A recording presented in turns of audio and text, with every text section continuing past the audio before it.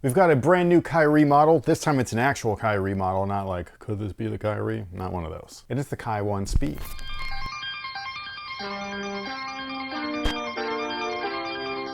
Hey, what's going on, guys? My name's Chris. Welcome back to the official WearTesters.com YouTube channel. Today we got a detailed look and breakdown on these bad boys right here. This is the ANTA Kai 1 Speed. But real quick off the top, if you've ever wondered how you could directly support the WearTesters channel outside of just the typical YouTube thing, our amazing WearTesters Discord community is the way to go. Our Discord community is full of amazing and like-minded sneakerheads. There's no drama, no trolling, none of that stupid shit that you see on all the other social media platforms. It's a nice, safe space where you can have great conversations with great people that help each other out every single week with releases, and the trade section is always popping with great deals. On top of all of that, you get full access to someone like myself as well as our other testers, full access to WearTesters hoop sessions wherever they may go down, and if you ever have a question pretty much about anything, you can always DM me or hit me up over there at any time. And I'll be there. Outside of all of that, we have frequent giveaways. They're super easy to enter, and it's the only place to enter WearTesters official giveaways. Again, our WearTesters community is amazing, and it's the best way to directly support this channel. So if you're interested, click the link down below in the description box. It'll send you over to WearTesters.com where you can read a little bit more about it and decide if it's the right move for you. Now, this shoe is an interesting one because it's still named the ANTA Kai 1, but it's got another name after it, obviously the Kai 1 Speed. I think this would have made a little bit more sense from a branding standpoint had they like labeled it, I don't know, playoffs or something like that, even though there is no playoffs right now. So it wouldn't have made too much sense, but something different, like a V1 or V2, something like that. That way, like, it's like, which one is the Kai 1? This one or this one? I don't know, they're both Kai 1s, except this one's the Speed. The weirdest part is that the tech specs are damn near the same, and so is the price. Am I completely mad about it? Of course not. You can take it or leave it. Either you want the product or you don't. Did I want to try it out though?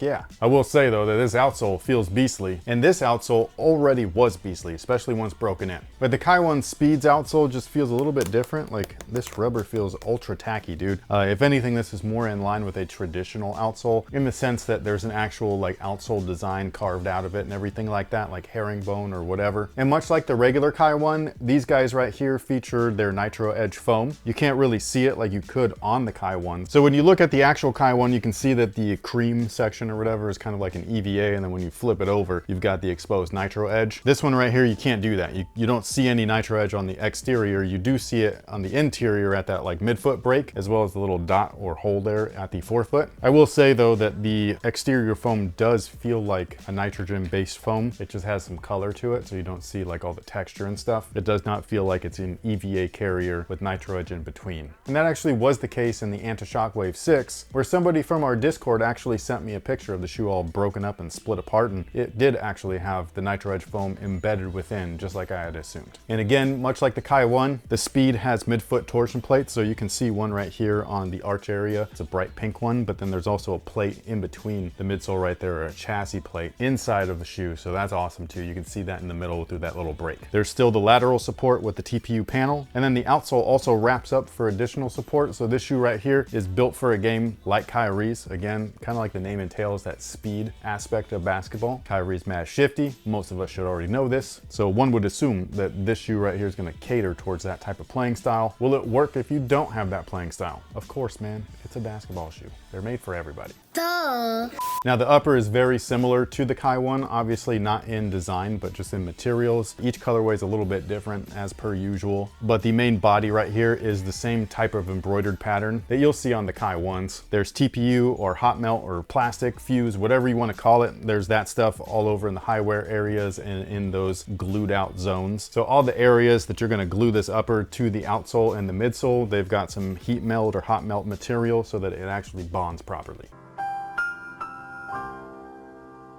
It's also around the high wear areas like the eye stays. What I like though is that they've actually made that section look like it's leather. It's not, it's just plastic, but they made it look like it's leather, so I dig that. One thing that they did differently though is that they completely forego the strap, which I love, because while the strap was cool, it's kind of useless. So just leaving it off is a good move. The tongue, pretty much the same thing, man. Like, it doesn't have all the little padding that's inside that you see here on the Kai 1. They don't have all these little ridges and stuff, but the exterior section is damn near the same. They do still have the Achilles notches, which is awesome. So if you like that feeling in your shoes, and they do have that there, I think that it's a good move personally. And just in case you were wondering, this is the insole, and yes, it's a piece of good news though. You can take it out, remove it, and put in anything else that you want. One thing that I do wonder though is if they are weighed differently. As if they're not, it's a little weird. So I will put on the regular Kai ones, 14.28 ounces. I do wonder if the purple one's just because a little bit lighter, that's weird. And then the Kai one Speed, a little bit lighter than that. Do I think that one is going to be drastically better than the other? It's possible. I think maybe from the traction standpoint, this one could beat out the original. But I don't know, from a design standpoint, like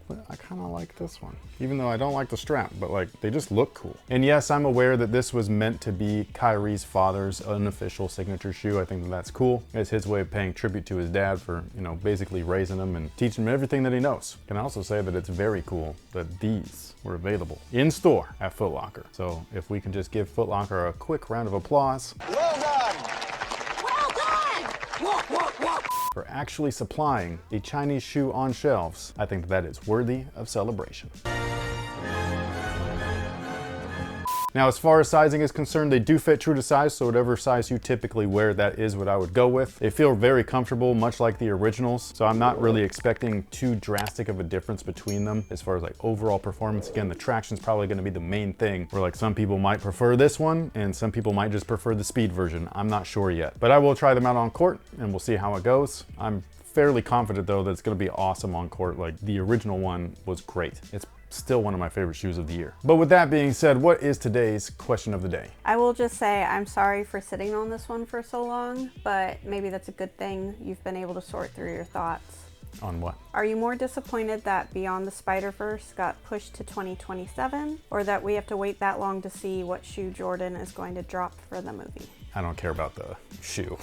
So, believe it or not, I care way more about the movie. I was very initially excited hearing that the next one was coming so soon. I think it was like within 6 months originally. It released like sometime like early or mid one year, and then it was supposed to release early the next year or something like that. And then that didn't happen. And then it got delayed, and then I think it just got delayed again. I'm just kind of like, well, I do wonder, like, are they gonna age these characters up even more? Because that's the only thing that like would suck, is just that like where they left off in that second one, you kind of would assume that they're gonna pick right back up. Right. That's not what happened between the 1 and 2 though, is that Miles got older, Gwen got older. And it kind of matched the time that we waited in between films. Will that happen again, or will it just be like, nope, picking up exactly where we left off?